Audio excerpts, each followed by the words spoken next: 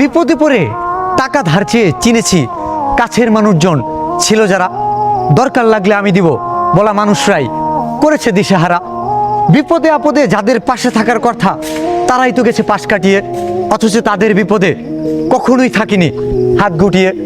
দুঃসময়ে কাউকে পাবো না এটা মেনে নিয়েছি, সৃষ্টিকর্তার কাছে সব কিছুরই তো সমাধান পেয়েছি।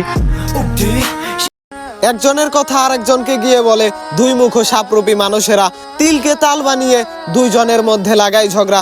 দুই মুখ মানুষেরা এমন ভাবে তিলকে তাল বানায় যা শুনে সত্যটা বোঝার উপায় থাকে না। দুইজনের মধ্যে ঝগড়া লাগিয়ে এরা শান্তি পায়, ভালো সম্পর্কগুলো মেনে নিতে পারে না।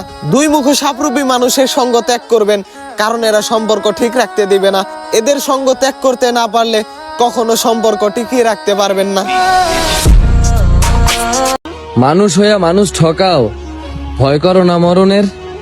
কিয়ামতের দিন আল্লাহ কিন্তু হিসাব নিবে, কথাটা রাইখো একটু স্মরণে।